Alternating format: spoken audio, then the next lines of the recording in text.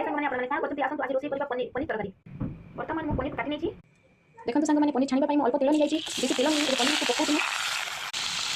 पनीर ता टिके लाल होला परे ताको आमे उलटाई नेबा वर्तमान आलू दिखुंड को काटी नेबा देखन तो पनीर लाल होला ताको आमे उलटाई नेबा देखन सांग मैंने उलटाई नै छी देखन तो पनीर लाल हेगलानी ताको आमे काटी नेबा और पानी पकई नेबा वर्तमान पनीर को मु पानी पकई नै छी आसन तो एबे आलू को काटिबा